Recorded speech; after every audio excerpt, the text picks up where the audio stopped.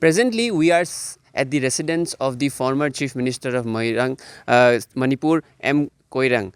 This is his residence. Is a former Chief Minister of Manipur, one of the first elected Chief Ministers of the state. His house has been on the news because of an attack of immeasurable devastation. A rocket bomb was dropped in this particular place. If you can see, the wall is completely damaged, and a rocket bomb was approximately dropped in this area, which led to the death of one civilian as well as injury of several others in this incident. And the rocket bomb was dropped exactly at this spot, following which the splinters and the particles of the bomb spread across the area, leading to a lot of damage in this house of the former chief minister. This is an attack which cannot be measured, because it was done via rocket bomb, which was not seen in Manipur conflict, which has been going on for more than a year. Because earlier we saw the conflicts was limited to the peripheral areas where guns were used, but this time an aerial attack was done that led to the loss of one life. The person who had died was preparing for a ritual, a family ritual, which we'll be talking about later, and that person was approximately in this area. He was preparing a ritual for the family and was organizing a sort of a prayer thing.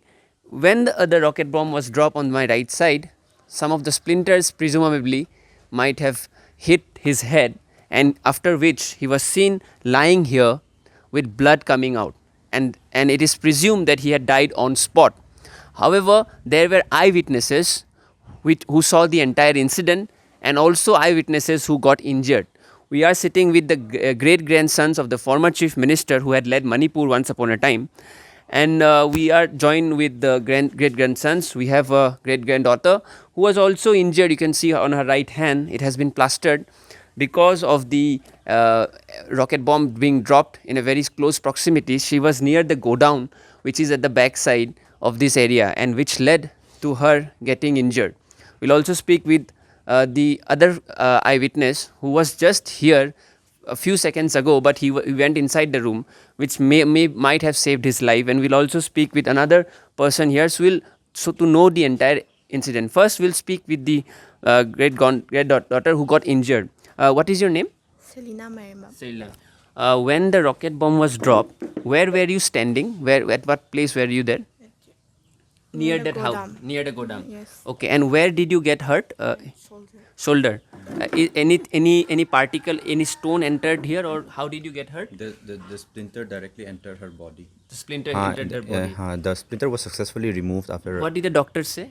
It was not a huge splinter, fortunately. Yeah. But it penetrated her body, and there were cuts on her back also. Okay, what is your name, brother? Kelvin. Kelvin. How are you related with the former chief minister?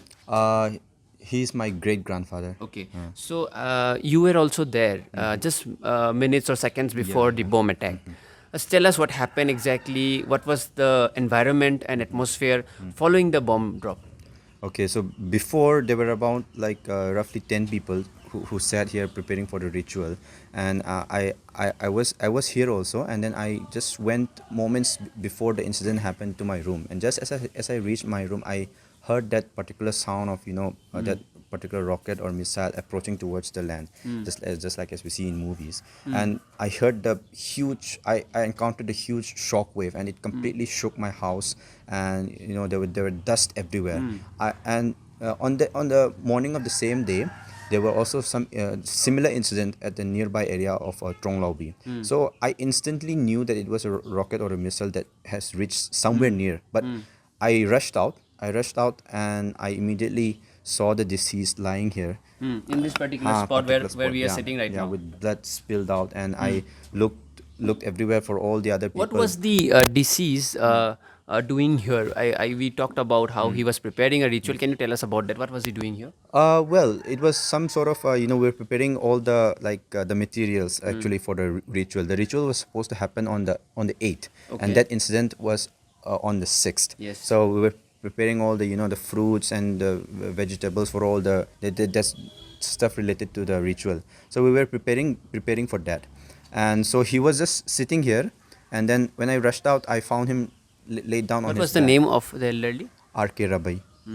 So he was he when you came out of your room, at that point of time he was already on the floor. He was already on the floor with blood spilling out. Most of the blood were spilling out from his neck area. Okay. So I believe that the splinter might have hit his central nervous system or something like that. I'm not sure, but Was he taken to the hospital after that? well, after I found my sister injured, I rushed her first to the hospital, and most of the other injured persons and all, they were all rushed to the hospital by the nearby people. And I came back with the ambulance with a hope of getting him. But when the ambulance reached here, he was already declared dead. Huh. So we are also joined by another senior citizen here who will know more about this area because he has seen this area for a long time. Sir, firstly, this area is very close to the hillside, and the conflict that we have been seeing for more than a year between the Methi community and the Kuki community. But have you ever wondered or even imagined an intensity of this sort of an attack happening in this particular area, a rocket bomb being deployed in an area like Moirang, which is very close to the hills? No, I've never expected such an incident using a rocket bomb like this, no? Because it's just like war between two countries. It appears to be like that, no? Because normally it is between some say it is between Meitei communities and Kuki communities, and some say Kuki is demanding another, I mean, what you say, separate administration like that. But such sort of incident I never imagined. Yes.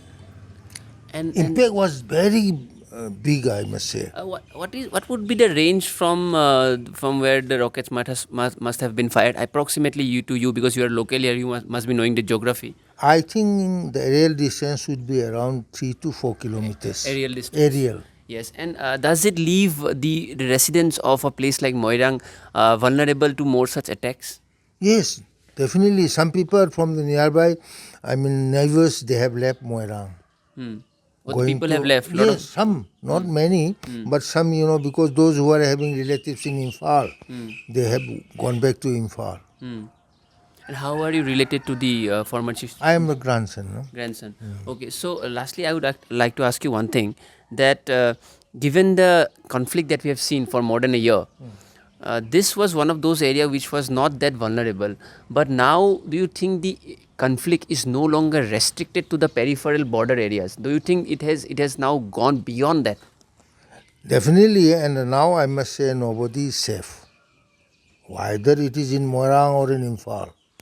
Because, see, the huge intensity bomb have reached Moirang, then it can reach anywhere, and I heard that they are using these drone bombs and all these things. So in that case, naturally nobody is safe in Manipur.